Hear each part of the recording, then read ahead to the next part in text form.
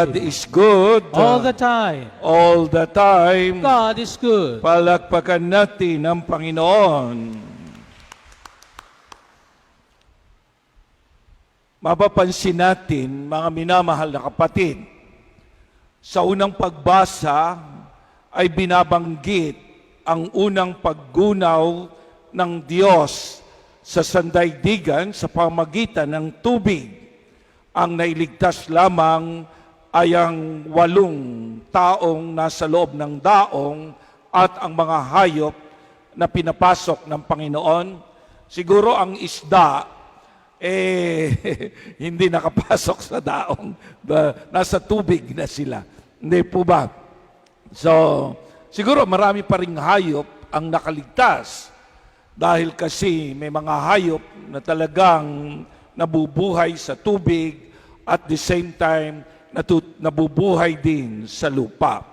Hindi natin alam ang istorya, pero nang hinayang ang Panginoon sa kanyang talagang ginawa, dahil lamang sa kagagawa ng tao, ay ginunaw niya ang daigdig sa pamagitan ng tubig. At ang sabi niya, magmula ngayon, hindi na ito mangyayari ang paggunaw ng daigdig sa pamagitan ng tubig. Kaya naglagay siya ng palatandaan ng baghari, ng rainbow.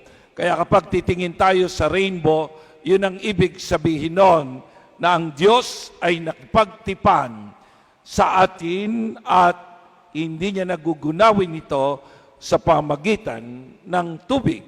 Kaya lang kung mapapansin ninyo, mga kapatid, ang tubig ay dito sa panahon ni Noe ng paggunaw ay ginamit sa pagpatay, no?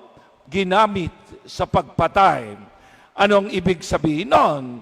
So, ibig sabihin nun, pinatay ang mga tao dahil sa kasalanan. So, ang tubig ay ginagamit natin dito sa ikalawang pagbasa.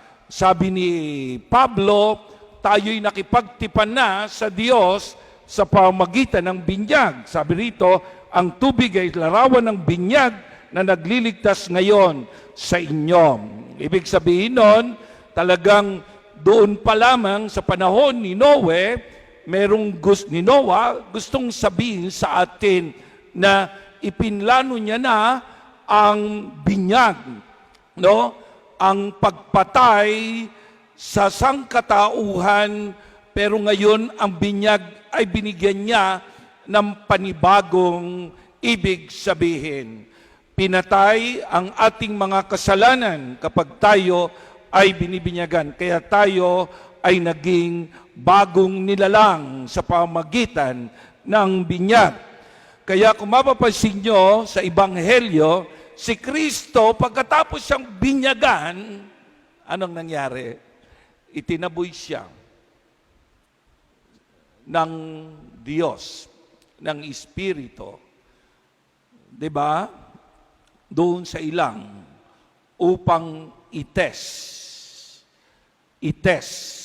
subukin kung anong espiritong mayroon si Jesus. Dito nagpapatunay dahil pinagbibintangan si Jesus, hindi ba? Na siya ay nagpapagaling, gumagawa ng milagro sa pangalan ni Beelzebul, sa pangalan ng demonyo. Kaya sa pamagitan ng binyag, tinanggap niya ang Espiritu Santo at itinaboy siya ng Espiritu Santo doon sa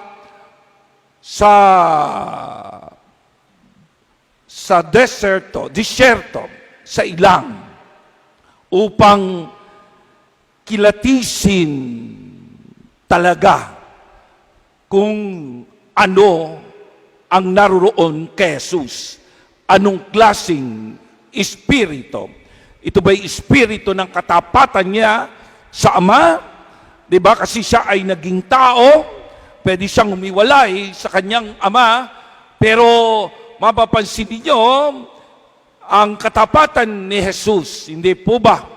So, anumang kagutuman, anumang tukso na malalaki kay Jesus ay hindi niya pinatulan at doon napatunayan natin, lahat ng bumabasa ng Biblia, napatunayan natin ang tunay na nabubuhay sa ating Panginoon ay ang Espiritong ibinigay sa Kanya ng Ama. Naging tapat siya sa Espiritong iyon. Kaya tingnan nyo, magkakarugtong yung unang pagbasa, di ba? Yung paggunaw. So, ibig sabihin nun ngayon ay panahon ng Kwaresma, so ginugunaw mo na ba yung mga kasamaan mo, kasamaan natin, ginugunaw na ba natin ang ating kasamaan? Nakikipag-isa na ba tayo kay Jesus, no? Napatayin ang ating sariling mga kasamaan o kasalanan. Yan ang sinasabi ni San Pablo, at tayo'y nakikipagtipan sa Diyos. At ang panahon ng Kwaresma ay pagtingin uli kay Jesus na ating Panginoon na siyang nakipagtipan sa Ama sa pamamagitan ng kanyang kamatayan at muling pagkabuhay. Kaya ang Kwaresma ay panahon ng pagsama kay Jesus. Titignan muli natin ang kanyang paglakad sa daigdig na ito. Titignan muli natin ang kanyang layunin, ang kanyang misyon. Titignan muli natin kung paano siya naglakad sa daigdig na ito. Kaya meron tong pagkakaiba sa Pasko. Ang Pasko ay pagsisisi din ng kasalanan sapagkat darating ang Diyos. Ngunit ang Kwaresma ay pagsisisi ng kasalanan, pero ito ay una sa lahat, ito ay pakikiisa kay Jesus na papasanin natin ang krus, ang misyon natin, ang misyon ni Kristo. Makikibahagi tayo sa misyon ng ating Panginoon. So nakita niyo yung pagkakadugtong-dugtong ng tatlong pagbasa. And then, kung titignan natin, mga minamahal na kapatid, yung tatlong tukso, okay? So, itong ating pagbasa ngayon kay San Marcos, yung sinulat ni San Marcos na Ebanghelyo, ay pinaikli.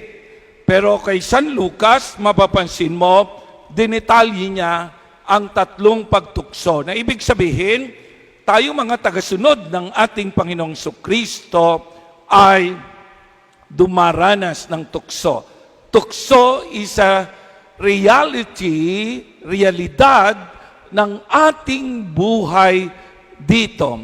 At talagang ang tukso ay ito ang mga dahilan kung bakit nalalaglag ang tao sa kasalanan, napapahamak siya at napapahamak ang daigdig, napapahamak ang ibang mga tao.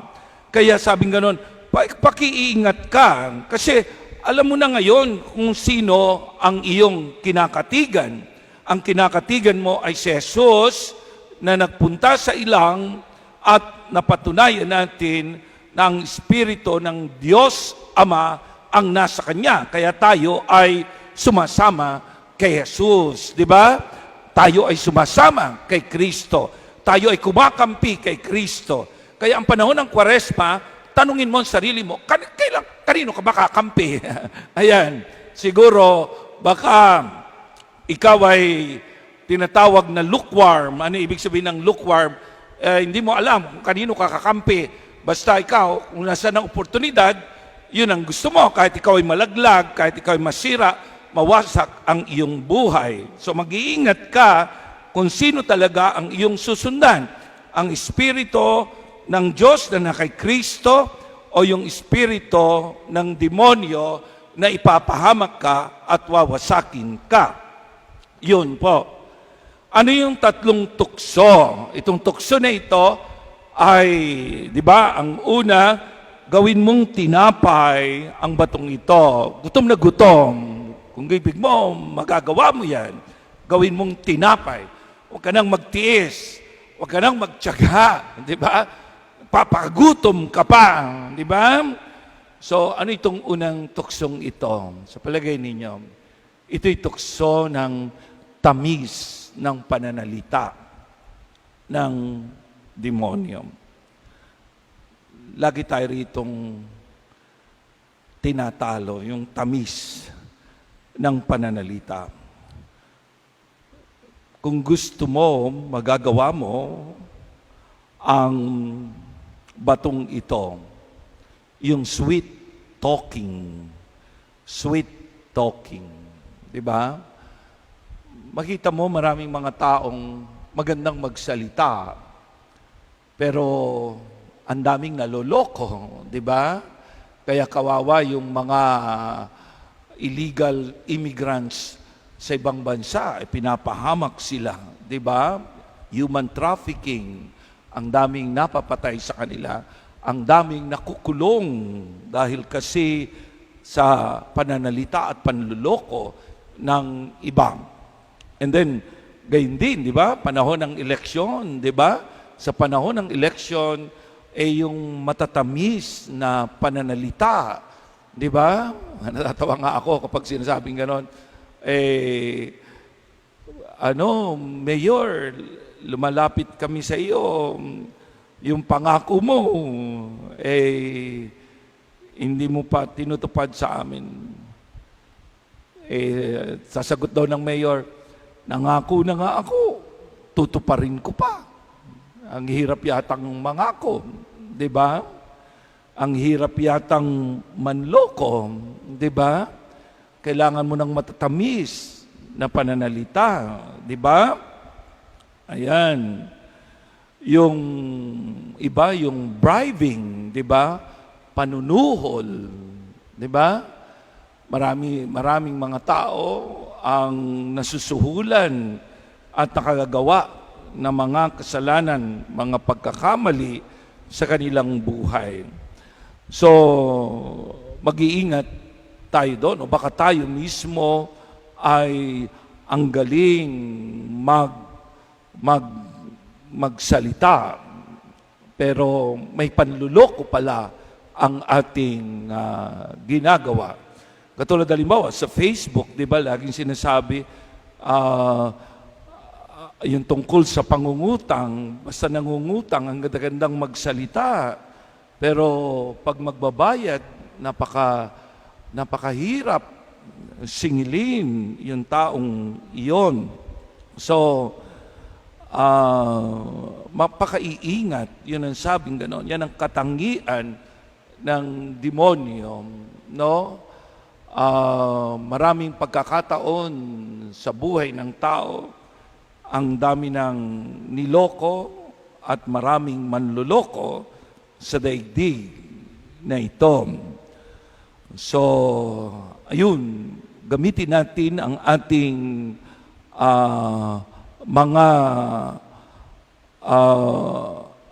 mga salita sa kabutihan, di ba?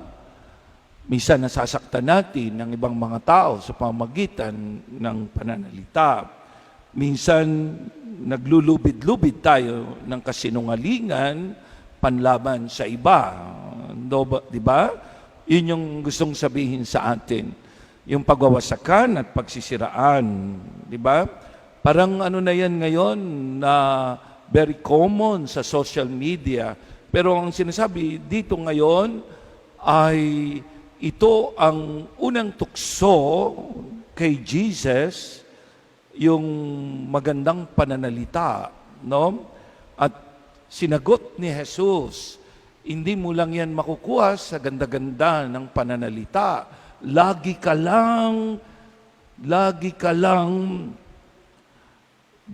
mo lang ginagamit ang ganda ng pananalita at lagi kang naloloko sa ganda ng pananalita.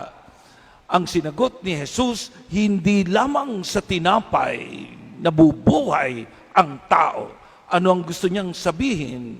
So hindi sa ganda ng pananalita, hindi doon sa napakadaling pamamaraan, kundi ang sinabi ni Jesus ay sa krus, sa paghihirap, hindi sa tinapay lamang, di ba? Sa paghihirap, sa pagsisikap, di ba? Yung mga kabataan, laging laging ang sasarap ng kanilang gustong pakinggan, di ba? Pag ayaw na at mabigat, at ito ay krus na ang tatahakin, ay umaatras na. Okay? Mag-ingat tayo. Yung easy na pamamaraan at masarap na pamamaraan, mag-ingat tayo, baka hindi yun ang sa Panginoon. And then, sumunod ay yung hamon ng demonyo kay Kristo. He was challenged by the devil. Sabi kong tunay na anak ka ng Diyos, patunayan mo yan. Di ba? Magpatihulog ka. Ayan, hamon. Di ba? Maraming bumabagsak sa hamon. Di ba? So, nagpapatunay, mabuti kung maganda yung pinatutunayan niya. Pero yung hamon na yun na magpatihulog ka, ay ibig sabihin nun, ay mabuhay ka sa extraordinary. Mabuhay ka sa milagro, di ba? Ay magpatihulog ka sapagkat papalakpakan ka ng mga anghel, ikaw ay hindi masasaktan, di ba? Yung mga tao na bubuhay, gusto sumikat, di ba? Kaya ang daming mga videos ngayon para lang sumikat sila, di ba? Yung iba naguhubad na, yung iba gumagawa na ng masama, nakakapanakit na. So, parang gustong sabihin, sisikat ako dito sa mga sa mga bagay na ito. So, bakit ko pa paghihirapan? Bakit ko pa pipiliin ang mahirap na daan? 'Di ba? Kung meron namang shortcut na daan, mabuti kung tama yung shortcut. Pero minsan, talagang niloloko tayo ng demonyo, maganda lang kunwari sa umpisa, pero pagkatapos ay wawasakin tayo, sisirain tayo. So, ang sagot ni Jesus, huwag mong hamunin ang Diyos, huwag mong tuksuhin ang Diyos. So, sapagkat siya ay Diyos, huwag mo siyang tuksuhin. Ang demonyo talaga ay manunukso. Minsan, sinasabi natin, kaya natin yan, magaling tayo, di ba? Baka naman pwedeng tignan natin kung talagang tama yung ginagawa mo. Hindi ko naman sinabing hindi mo kaya yung mga bagay, pero tama pa ba yan? Maka-Diyos pa ba yan ang iyong ginagawa, ang ating ginagawa? Di ba? And then yung pangatlo, yung tinatawag na compromise with the devil. Huwag tayong mag-compromise sa demonyo. Di ba? Ang sabi ng demonyo, ibibigay ko sa iyo ang lahat ng ito. Akin yan. Tingnan mo yung kasinungalingan niya. Ibibigay ko sa iyo. Akin yan. Kung luluhod ka, anong sagot ni Jesus? Kung luluhod ka sa akin, sabi ng demonyo, kung sasambahin mo ako, sabi naman ni Kristo, Diyos lamang ang dapat sambahin. So malinaw ang espiritong nabubuhay kay Kristo. So, kaya siya yung ating tinularan, siya ang ating tunay na kapatid. Sa pagpapatunay ng Diyos Ama mismo, ito ang aking minamahal na anak. Talagang ang katibayan ay hindi naniniwala sa mga pangako ng demonyo, hindi siya humahamon sa Diyos at nagyayabang at hindi siya nakikipagkompromiso sa demonyo. 'Di ba? So yun yung gustong sabihin sa atin. So napaka-importante nito sa panahon ng Kwaresma. Gustong ipaalala sa atin, ang demonyo kapag tinukso ka niyan, alam niya kung kailan yung timing. Kung kailangan desperado ka, kung kailan naghihirap ka. Naalala ko, merong tao dun sa Loma de Gato, ang ganda-ganda ng takbo ng pamilya, bigla na lamang yumaman sila. Questionable yung pagyaman. Yung pala nakakadespalko na sila ng pera. Kung kailan mahinang-mahina sila, nakadispalko sila ng pera, pumasok sa kanila ang ganong klase ng akala nila ganun-ganun lang. Akala nila hindi sila mahuhuli. Pero palaki ng palaki ang kanilang dinidespalko at talagang sila ay nakakulong ngayon. Nakakaawa. Ang pamilya ay nakakaawa. So talagang ang demonyo, ilalampaso ka niyan, sisirain ka niyan, wawasakin ka niyan, hindi ka titigilan ng demonyo. Akala mo lang, pagpasok mo sa kompromiso sa kanya, akala mo ligtas ka, maitatago mo ang lahat. Pero ang sabi ng Panginoon, walang lihim na hindi malalantad. Lalong-lalo na kapag ipinagpalit mo na ang kalooban ng Diyos sa mga plano ng demonyo sa iyo. Ang sabi ng Santo Papa, huwag kang makipag-usap sa demonyo. Don't compromise. Huwag kang makipag-usap sa demonyo. Yun ang sabi. Pag nakikita mong masama na ang tao, masama na yung barkada mo, huwag ka nang makipag-usap sa kanya. Matamis ang kanyang pananalita.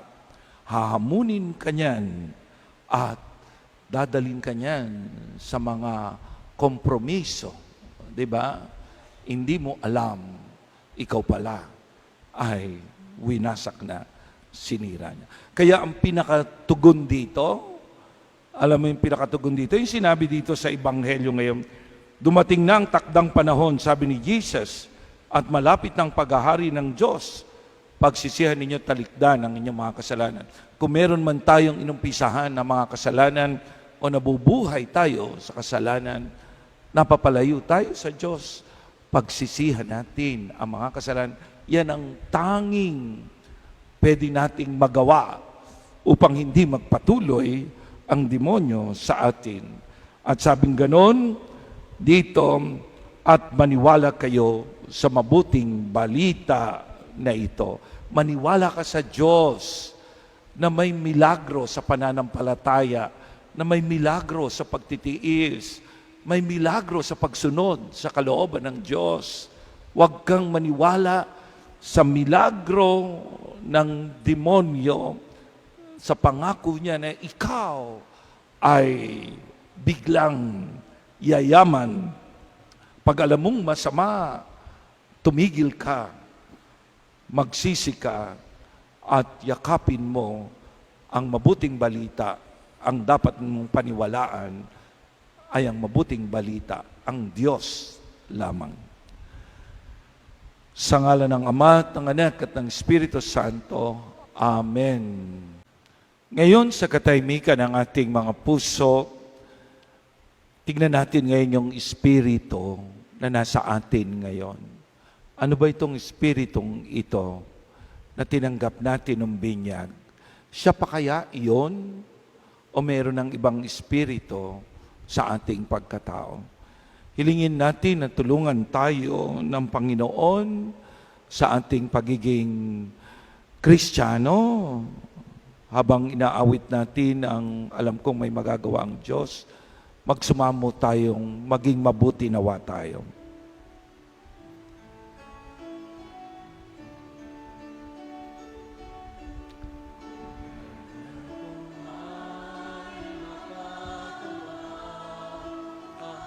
Alam kong may magagawa ang Diyos.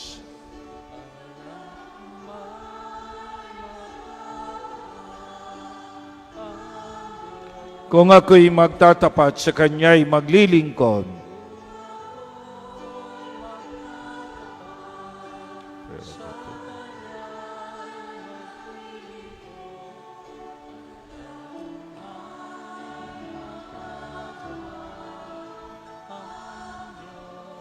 Taas natin ang ating mga kamay. Alam kong diringgin ng Diyos ang samong ko.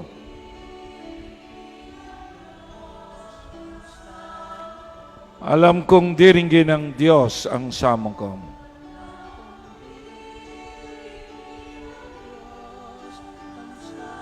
Kung ako'y magtatapat sa Kanya'y maglilingkod.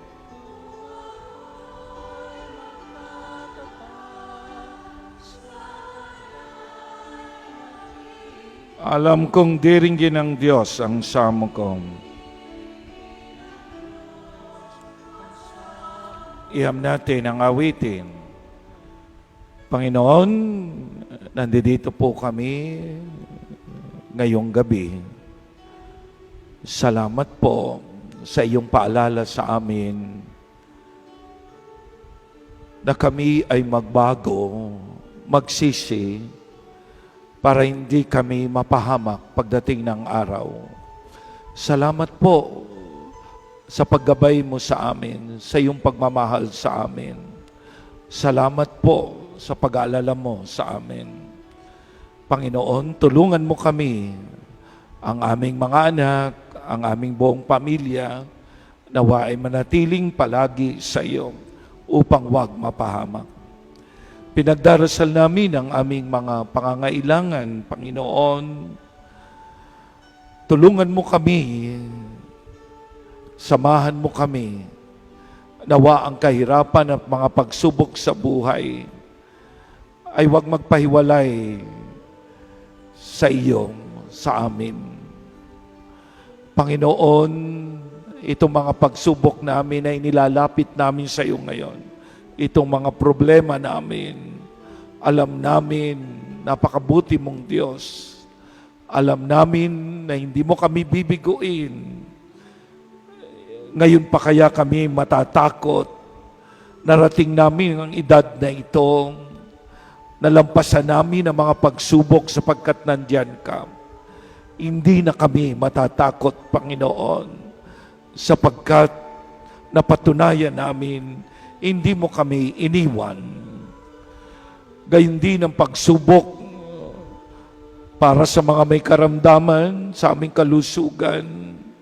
Panginoon, kung nagkakasakit man kami, humihina kami, patuloy kaming nag-aalay ng aming sarili sa iyo.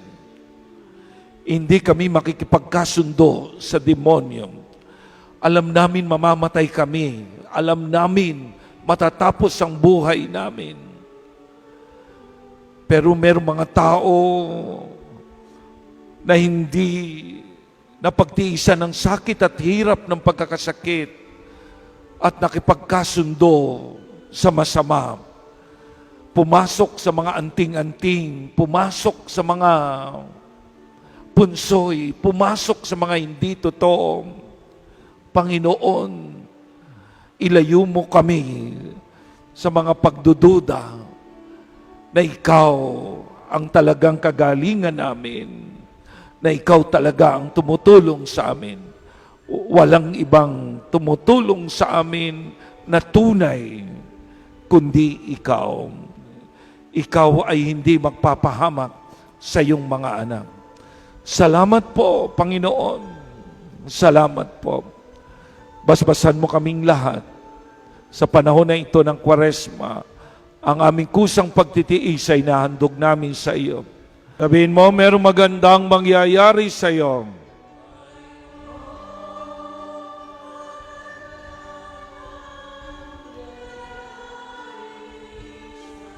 Kung lalapit ka kay Jesus,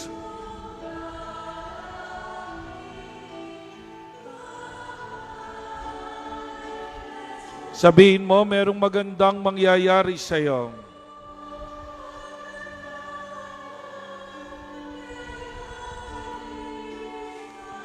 Kung lalapit ka kay Jesus,